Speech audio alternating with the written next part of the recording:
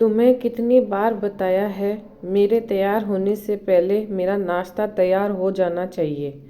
शादी के 25 सालों बाद भी मुझे क्यों बार बार एक ही बात बतानी पड़ती है।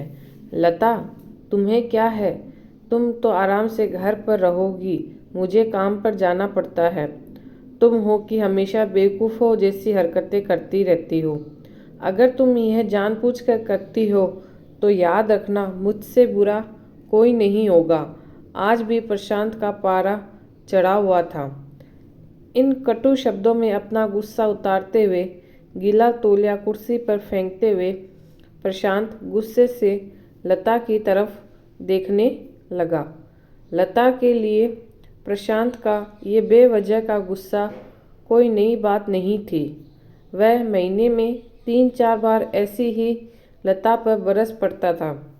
पहले पहले लता उसका विरोध किया करती थी, लेकिन जब कई सालों तक प्रशांत में कोई बदलाव नहीं दिखा तो लता ने खुद को ही बदल दिया। अब प्रशांत के कुछ भी कहने से लता को कोई फर्क नहीं पड़ता था। प्रशांत की हर बात को वो चुपचाप सिर नीचे झुकाए सुन लेती थी। शादी के पहले 5 साल तक लता ने पूरी कोशिश की थी कि प्रशांत को बदला जाए, लेकिन फालतू का गुस्सा करना और बाद में लता को भला बुरा कहना, ये मानो जैसे उसकी आदत बन गई थी। कोई भी वाद विवाद होता तो प्रशांत सीधा लता को बोल देता, अगर मैं तुम्हें अच्छा नहीं लगता तो क्यों नहीं चली जाती अपने मायके, क्यों रहती हो मेरे साथ। इतना सब कुछ होने के बावजूद लता प्रशांत के साथ रहती थी, क्योंकि उसे अपनी बेटी की फिक्र थी। और वह जाती भी तो कहाँ, अपने बूढ़े हो चुके माँ बाप को इस उम्र में परेशान करना वह नहीं चाहती थी। समाज और लोग क्या कहेंगे, ये भी तो उसे देखना था। वह इतनी पढ़ी लिखी भी तो नहीं थी कि खुद जाकर कोई नौकरी कर सके और अपना और अपनी बेटी का पालन पोषण कर सके। लता को अब अपनी फिक्र नहीं थी। उसको फिक्र थी तो बस अपनी शादी लायक हो रही बेटी की। लता नहीं चाहती थी कि पति पत्नी के झगड़े की वजह से काव्या डिस्टर्ब हो। काव्या की पढ़ाई पूरी हो चुकी थी। उसके लिए अब शादी के रिश्ते आने लगे थे। कई रिश्तों को काव्या ठुकरा चुकी थी। 2-3 महीने बाद एक अच्छा रिश्ता आया। रिश्तेदारों और पहचान के लोगों ने भी लड़के के बहुत गुणगान किए थे।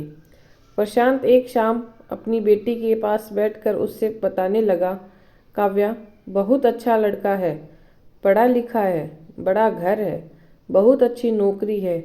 ऐसे रिश्ते बार बार नहीं आते बेटा।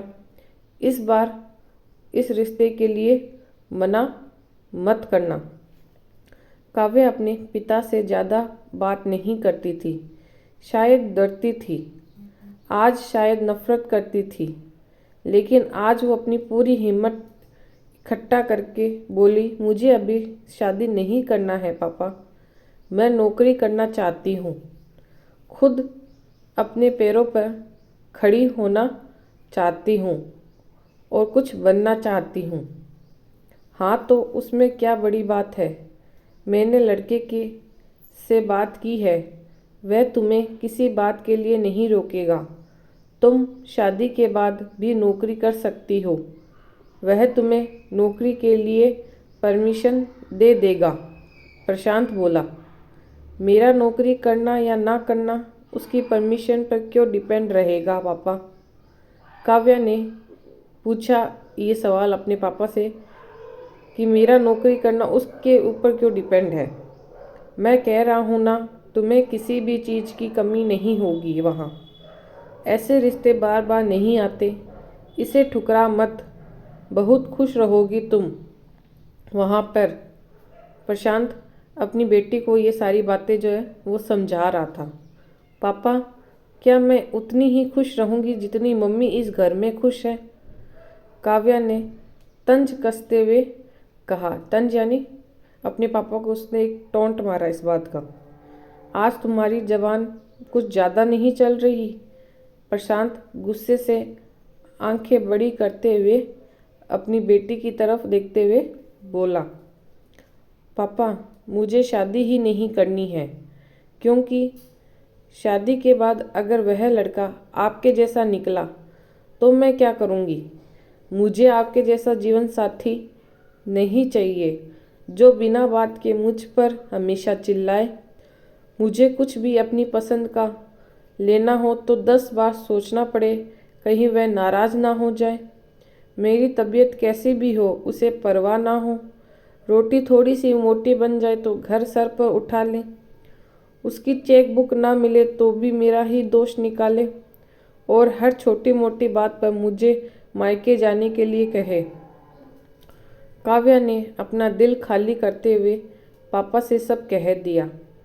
प्रशांत का गुस्सा 7वें आसमान पर था, लेकिन उसके मुंह में एक भी शब्द नहीं फूट रहा था। वो काव्या की बातें चुपचाप सुन रहा था, और सुने भी क्यों ना, क्योंकि काव्या की जो भी बातें थी वो सारी सच थी। काव्या उतना ही बोलकर चुप नहीं हुई।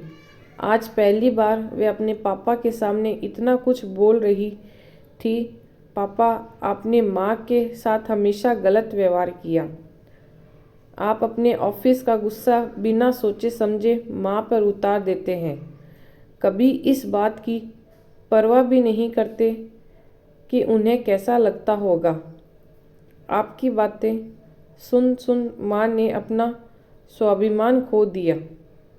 प्रशांत आज पहली बार अपने किए बर्ताव को महसूस कर पा रहा था। वो इतना ही बोल पाया, जो तुम्हारा मन है वो करो, मैं तो इतना बुरा हूँ ना। ये बातें प्रशांत ने अपनी बेटी को बोल दी। काव्या ने प्रशांत का हाथ पकड़ा और बोली, पापा मुझे सिर्फ एक सवाल का जवाब दे दो। क्या आप चाहोगे कि मेरा पति आपके जैसा हो? अगर आपका जवाब हाँ है तो कर दीजिए मेरा रिश्ता आज ही, और ना है तो मुझे आत्मनिर्भर बनने दीजिए और अपने पैरों पे खड़ा होने दीजिए। प्रशांत कुछ भी ना बोला और वहाँ से चुपचाप बाहर चला गया। आज उसे लता के सामने जाने से शर्म आ रही थी। चलते चलते उसकी आंखें में आंसू बह रहे थे। प्रशांत ने आज से अपने आप को बदलने का निश्चय किया। अगले दिन से लता ने अपने पति में काफ़ी बदलाव देखा। वह सोचने लगी कि जो हिम्मत काव्या ने दिखाई है, वह हिम्मत अगर मैं पहले ही दिखा देती तो शायद आज परिस्थिति कुछ और होती।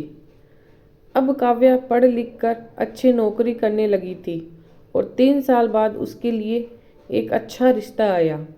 और उसकी विदाई पर प्रशांत बोला, बेटा तू हमेशा खुश रहेगी, क्योंकि तेरा पति तेरा बाप जैसा बिल्कुल नहीं है। प्रशांत की ये बात सुनकर लता और काव्या की आंखों में आंसू बहने लगे। वो दोनों भी प्रशांत की बातों से बहुत ज़्यादा दुखी हो गई। दोस्तों, हमारे समाज में औरतों को भले ही देवी का दर्जा दिया जाता है, लेकिन वे स्वतंत्रता नहीं दी जाती जो उन्हें देनी चाहिए। उन्हें बचपन से ही बताया जाता है कि वह पराया धन है। स्कूल से आने में देर हो जाए तो पिटाई मिलती है। मोबाइल पर बातें करते हुए दिख जाए या खिड़की से झांकते हुए दिख जाए तो शक किया जाता है। माँ बाप का घर तुम्हारा नहीं है, पति का घर ही तुम्हारा घर है। जीवन भर ये बातें बता बता कर उन्हें ससुराल भेज दिया जाता है, और एक दिन किसी छोटे मोटे झगड़े में ससुराल वालों से उन्हें सुनना पड़ता है कि इस घर को छोड़ दो और मायके चली जाओ। अब आप ही बताओ दोस्तों, ऐसी स्त्रियों का सच्चा घर कौन सा है?